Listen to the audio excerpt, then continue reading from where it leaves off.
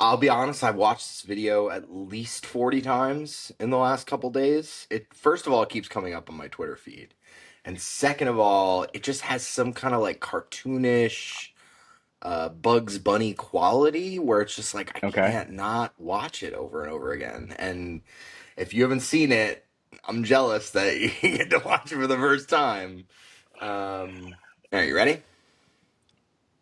I'm ready. I am going to be working on our behalf. I am going to be telling the stories on our behalf. And you better believe I'm going to be doing it with a little bit of joy, a little bit of enthusiasm, a little bit of energy, and a little bit of stick it to them. Because that's the Michigan way. I am going to be working. You want it again? No, I'm good. One's enough. Hey everyone, and welcome to the PredictIt podcast. I'm Jacob Studwell. I'm here with Garth Yuckham. Garth, let's get into it. Stevens got a great poll yesterday. Very good poll. I think it saw her 5 points up in a poll. Basically, El-Sayed's winning 20% of black voters. Okay. And the argument was the poll might be oversampling black voters. But regardless, good poll for Stevens where she's up by 5 points. So I don't know. I'm kind of wondering, is this a race now? We kind of called it dead before McMorrow dropped out. Right. Dropped out, and now El-Sayed's trading at 63 cents. Coming down. Haley's at 39 cents. Now, the macro trends are there. I mean, we've seen them plain in daylight. The macro trends are trending towards anybody who uses the S word, right? If you're a socialist, the Yeah. primary voters are interested in you, very much so. Mhm. And Haley Stevens, while she sounds like that, does represent a certain portion of the Democratic Party. Now, El-Sayed at 63 cents after he was trading at 90 cents not that long ago. Wasn't Yep. it 90 cents? 93 Mhm. cents? Yep. Yeah, 93 cents back in Yeah. July 2nd. It's within the month, 13 days ago. A lot can happen. A lot can happen. I mean, things come at you fast. And I guess Haley Stevens is just really enjoying that outside money. Really Big time. enjoying the outside money. I think El-Sayed's Q2 fundraising numbers were lighter than I would have. Yeah. No, it's like something like 8 million. Nothing Yeah. like amazing, just No. kind of floating there. So this is the money challenge here. And Big the time. question is, when you have the money advantage and you have the momentum, I don't know, how do you get back into it if you're El-Sayed? How do you get back up front? Well, I mean, I think, the benefit that Stevens is having is now that it's a head-to-head race. So she's got her own lane. El-Sayed has his own lane, and you can, paint the other person as you wish. You don't have to worry about that, third person. Oh, well, should we put some resources towards this or towards that? And, am I really painting both of them? Because McMorrow and El-Sayed were in similar lanes. Yeah. And now, so she's getting a boost on that. I think the flip of that is obvious is, for El-Sayed, he can just go after Stevens, in the same way that she will go after him. Right. And Stevens is riding that bump from McMorrow. And now it's a very clear choice between two people. You're either going to be on El-Sayed's camp or you're going to be on Stevens' camp. And it's very, very much more black and white. And that's kind of what we're seeing here. And I mean, that's the big change, right? There is no confusion. There's no distortion noise. It is either left or right. In this case, far left or slightly center of left, right? And it's just an enthusiasm battle at this point, right? I mean, that's what it feels like. It feels like a classic general election. Who is going to get their people out and voted? And I think also you're getting that national storyline that's coming from and leaking out of Maine, and started in New York with Mamdani and his support, and then Colorado, and now so that you're having a little bit more of a bigger magnifying glass on this race. Yeah. And potentially on the negative side, because the Democratic Socialists have had success And now people are starting to wonder, well, what does that mean for the Democratic Party? Yeah. And then you've got the Graham Plattner stuff in Maine. And so that's kind of a darker tint again. And so I feel like those waves of momentum are currently benefiting Stevens more greatly, plus whatever's happening in the local side of the race. And it's basically like, what does socialism mean for me? Right? Yeah. And it's no longer a surprise when a socialist candidate wins. It's more Right. like, how does that interact with me, and maybe how do I stop it? In certain circumstances, if you're a certain Sure. kind of voter, you're thinking, oh, actually, I need to take part in one side or the other because the inevitable seems Yeah. to be there on the Democratic side. So it sets up the stakes more clearly than like, oh, yeah, like I'm not going to vote for that other guy, but like I'm definitely not going to vote for the socialist. Now it's, if you don't, this will happen. And, Yes. and that definitely favors Stevens. So big time. that's Big what time. happens And that's when really kind of powerful. ripples are felt. Yeah. That's really powerful. Totally agree. So Stevens at 40 cents, El-Sayed at 63. I'm not touching this with the 10-foot pole for sure. Nope. This is like frozen in time here. Both feel really gross, but I think we were kind of liking Haley Stevens' prices at the upside 7 cents. Yeah, the upside was great for Stevens. I mean, back then, and it was all predicated on McMorrow making way, right? Right. And she made way. So exactly. So you know what we're saying? Sell your Stevens contracts. Just you get out now. You're good. If you rode it from 6 cents all the way up to 40, what an out. Boom, take it and then move on. And then if you want to get in somewhere else, you can. But definitely, like, if you rode with us from the bottom, get out now. Like, I don't know if Stevens is going to be above 40 cents up until primary day. I don't know. Well, I mean, and because the prime, weeks? Right, we got just under 3 weeks. I mean, the primary is still going to favor El-Sayed just based on the demographics of who shows up. Yep. So, yeah, I mean, I think that's a pretty sane way to look at this. Totally agree. All right, we've got to get into. I don't know. I have another ad to show you if you're enjoying this. I'm here. I'm here for it. You know, now that I'm in the United States. For the first time in nearly 2 years. I've already Congrats, by the way. Welcome back. Thank you. We love you. I've already been inundated with the. I have my mom's cell phone number, and the amount of text messages she receives, I'm just like, wow. And then the ads that you get on news sites, there are just so many more. And then you're on YouTube or whatever, and now I'm getting Byron Donalds ads. Mm-hmm. I mean, I'm enjoying my little island in Europe. This is like you can form opinions. Yeah, you can form opinions without being inundated with these videos. Well, staying in the Florida lane, I think you introduced that perfectly. So thank you very much. We've got a Cruz-aligned ad here, a Ted Cruz-aligned group, and this is anti-Fishback. Whoa! White genocide is real, and I'm running for governor to stop it. On my first day, we will suspend the enforcement of the unconstitutional anti-Semitism law. You want to throw this fish back? We can't throw this fish back. He'll ruin the other fish. If we don't throw this fish back, what do we do? Election day, keep James Fishback out of office. The frontline action is responsible for the content of this. That's great. I think it's really good writing. I think it's so painfully AI, like right off the jump. Whenever you hear somebody go, whoa, it's AI. I think that's a really good marker. Whoa.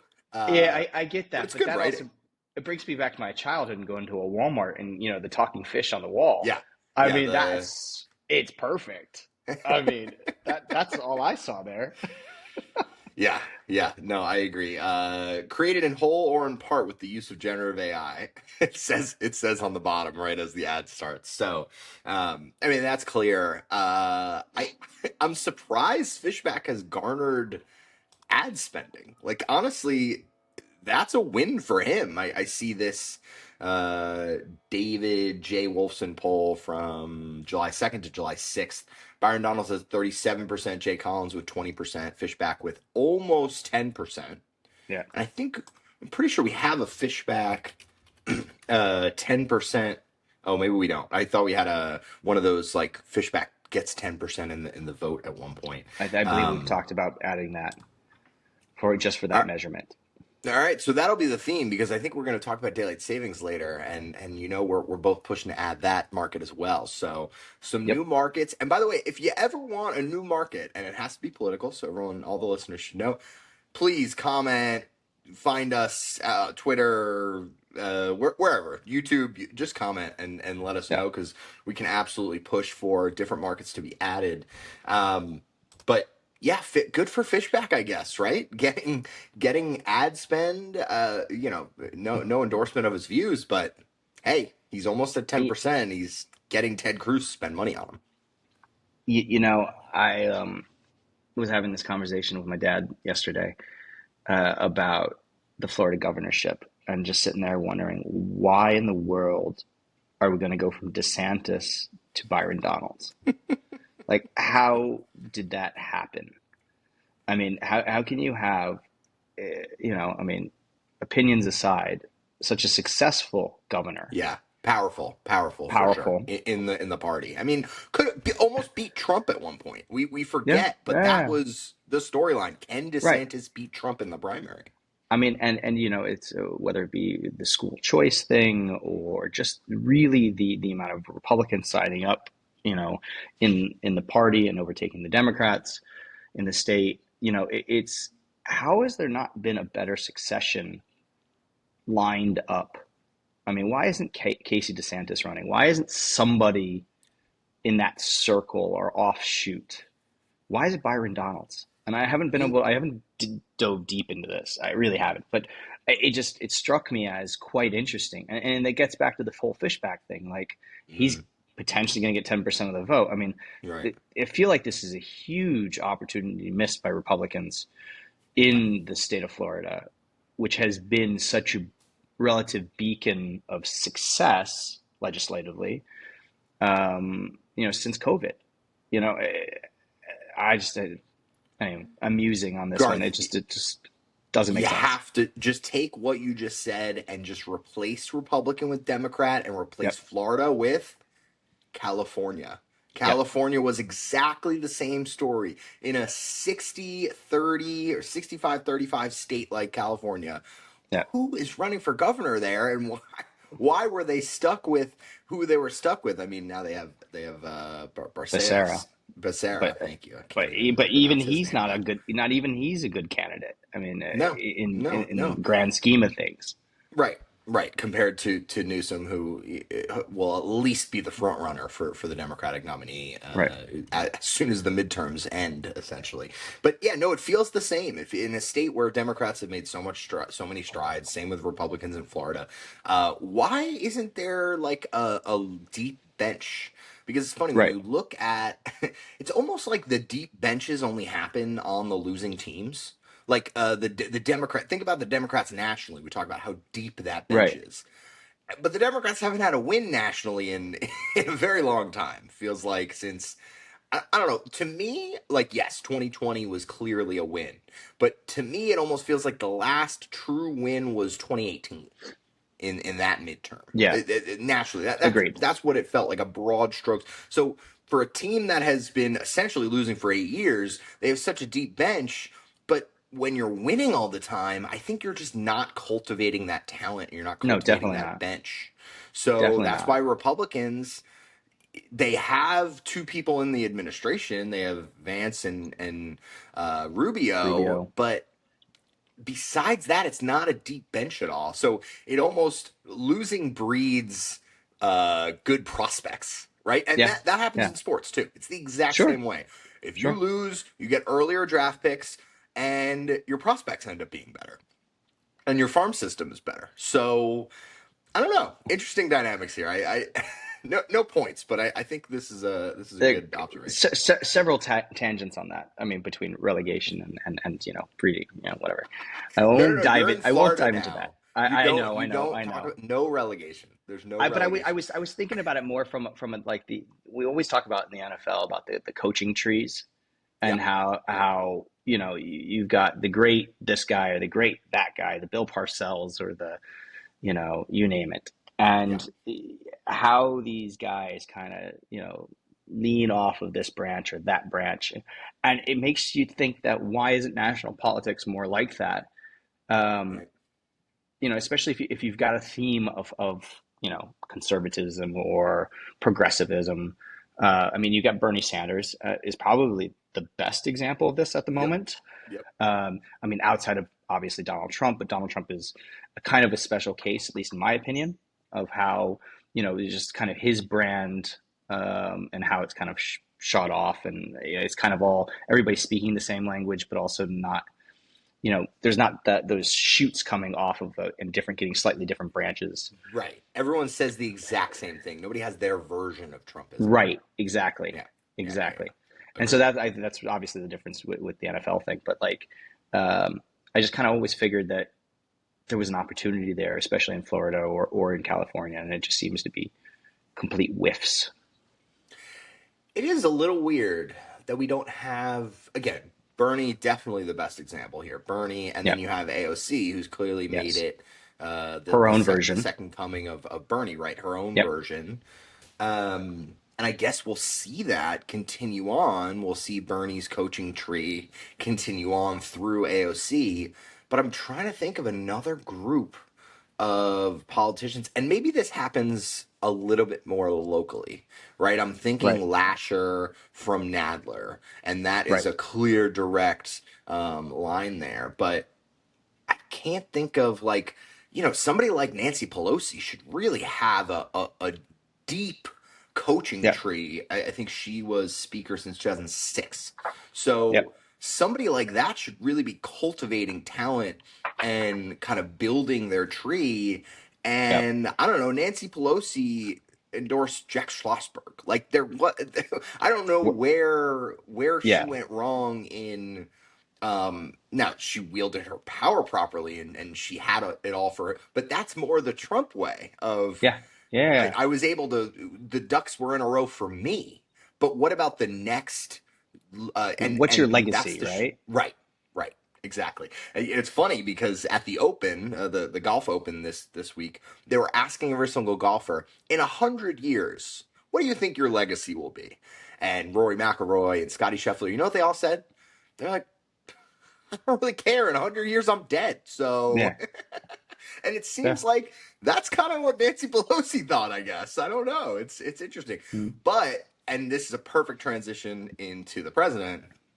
He is very much in legacy mode. We've been talking about this for the length of the podcast, all about legacy building. Yeah. Everything about his legacy. So it's a little bit be careful what you wish for, because if somebody's caring about their legacy, sometimes the short term takes a backseat to the long term. Yeah. And we saw actually positive inflation numbers, and that's a lagging indicator, of course, but the positive inflation numbers coming from the pausing of the Iran war, and we're full on into it. The Yeah. Again. U.S. launched strikes today. I saw some, again, war chatter, but they launched strikes in daylight, which means there's some kind of air superiority. There's some kind of winning going on the U.S. side. But regardless of winning or losing, I saw a good tweet. This is from Patrick DeHaan. I've seen enough and believe the national average gas price of gasoline will reach $4 a gallon in the next 7 to 10 days. This was on July 13th, so 2 days ago. If not sooner, oil will basically go up 10%, and expecting price increases of 15 to 45 cents per gallon. I don't know if this is the right time for this. Trying to keep a House majority and clutching to any kind of congressional majority here. But how long is this going to go? Are we just going to go in cycles of 60 days because that's how long he can go without getting approval from Congress?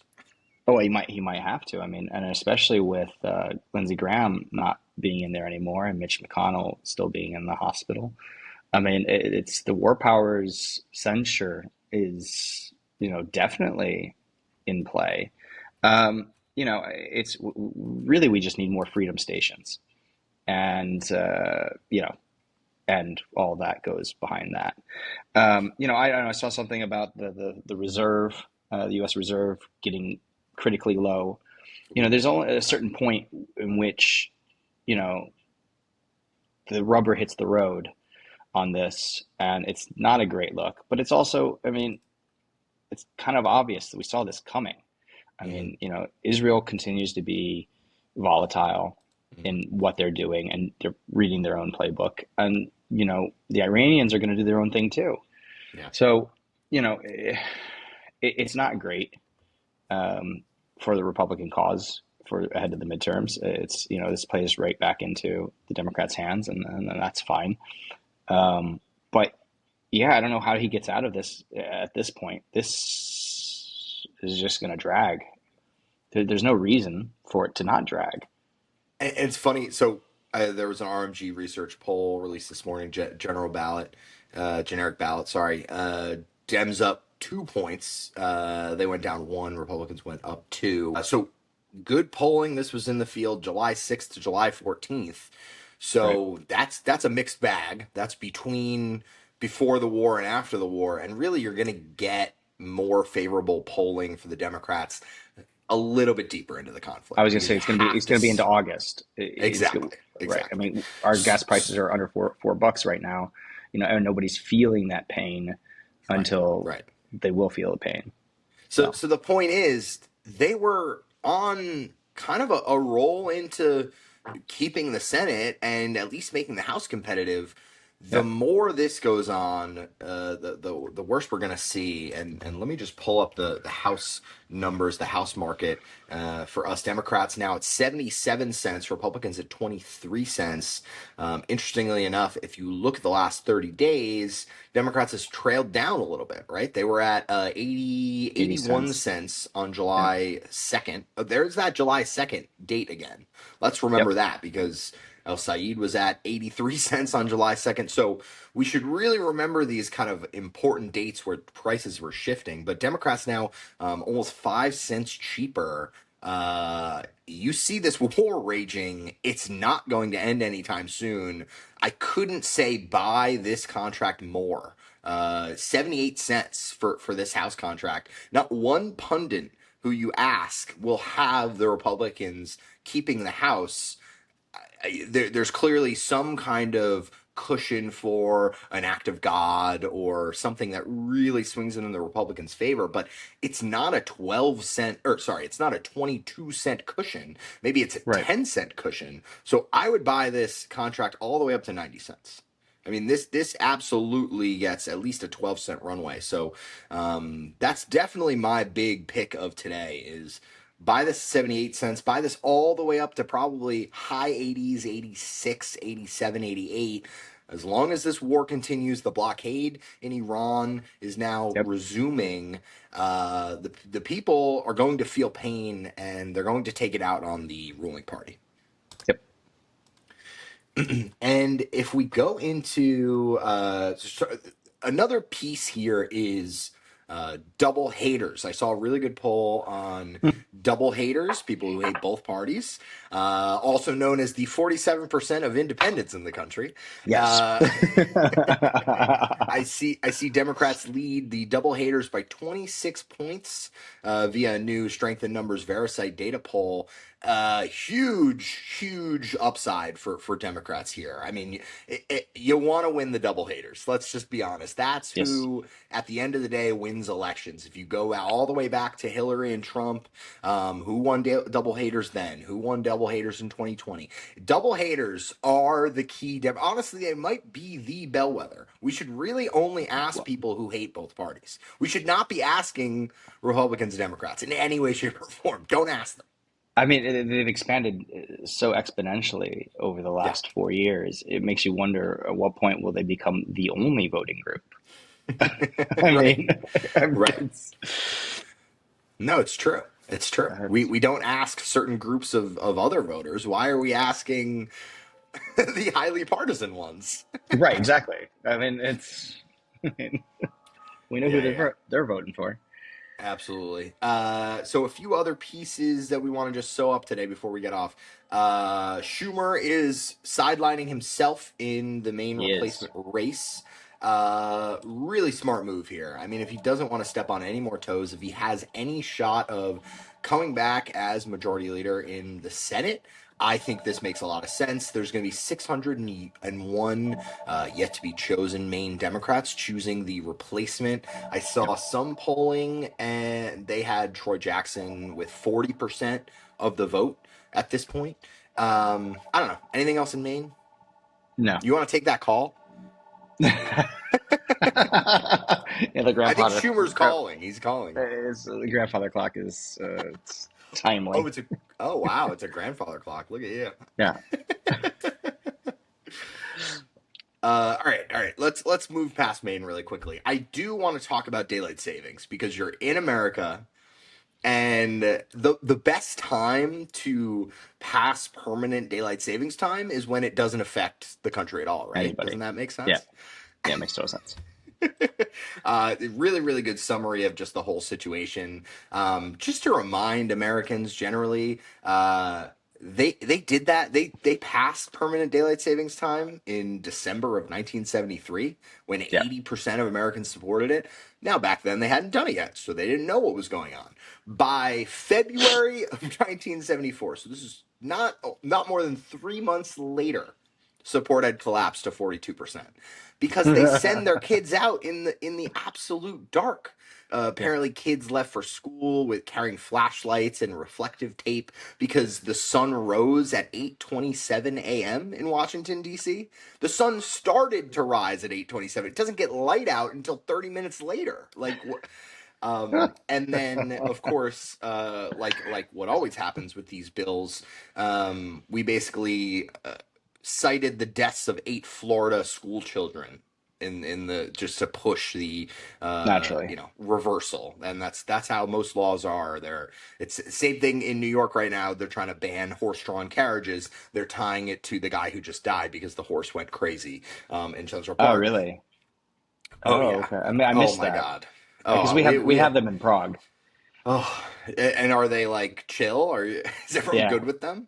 Yeah, well, other than it's inhumane for the horses or something like that. Well, yeah, that's the part. Yeah, so I mean, it seems pretty standard. I mean, here it's like a union thing. It's like, the union of horse-drawn carriages. I don't know why, but they're powerful. Like it's not the teachers' union. Like it's not like why are the horse-drawn carriage unions powerful? But they are, and it looks like at some point the city's going to ban these horse-drawn carriages. Only tourists have ever ridden on these. Exactly. They stink up all of the streets. It's terrible for the horses. I think that is like the main component here is you're treating horses terribly. Are they walking on the asphalt? Yeah. Where else? Okay, so ours walk on the cobblestones. So it's even worse. Does that make a difference? Is it hotter on the asphalt? Well, it's not so much hotter, it's uneven. The cobblestone. Oh, so it's better for horses if they're uneven? Well, no, it's worse.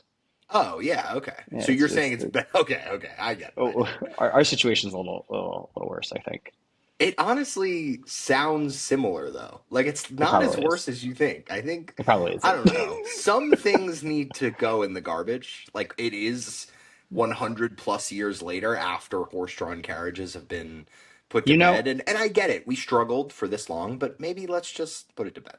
I think it would be maybe a slightly different case if they removed all the cars from the center of Old Town Square and made it more of just a pedestrian thing, and then therefore the horses were like, I don't know, not so much of a novelty or so far out of like these don't belong here type thing. Yeah, putting horses next to cars makes it worse. Right. Sure. And then having the cars have to go past the horses, you're already in a medieval city, so it just doesn't make much sense, the two together. Yeah. All right, so we're back. We're back. Daylight savings passed in the House. It's going to the Senate. Apparently, Senate Majority Whip Barrasso says that the bill can't pass by unanimous consent. Phew. Thank God. And then we see politics are not as simple as one state may like. What state is like super pro? Oh, maybe it's Arizona, because Arizona doesn't do daylight savings. You know that? I did not know that. Yeah, Arizona is the only state in the country that does not follow daylight savings time. And then I guess we're seeing like it could maybe be part of reconciliation, and we got into reconciliation. I saw that the SAVE Act is now part of reconciliation. Everything's going to be part of reconciliation. Yes. I don't know how that's legal, but it's And the awesome. Donald has a big speech tomorrow night. Yes. Talking about our elections. Yeah, any look aheads there? Fireworks as usual. I just, Or- he's going to bang on about the filibuster and, I don't know, maybe invoke Lindsey Graham's name a few times to do it. And right. That's true. do it for Lindsey. I feel like Lindsey Graham was probably a proponent of the filibuster, judging his politics. I don't know. I guess it depends on the issue, right? It depends on the issue.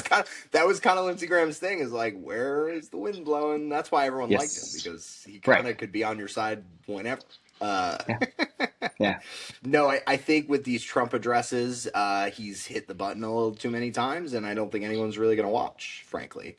It's a far cry from the Osama bin Laden announcement. Think about that. I mean, it felt like the whole country watched that, and now we're here, and we're like, oh, yeah, I guess he's going on TV again. Like, Right, exactly. Another primetime speech. Yeah, exactly. All right, so we'll look out for that. It's been the PredictIt podcast. I'm Jacob Studwell. That's Garth Yuckham. We're on x.com/@PredictItPod, youtube.com/@PredictItOfficial. We're on Apple Podcasts, Spotify, iHeart. We're now on Amazon Podcasts, I think. There's another one called Deezer, I think we're on. We're everywhere. Follow us along, comment if you like us, or if you don't, go ahead. Thanks, everyone, for listening, and have a good week. Peace. Who do you got today? Messi or Jude?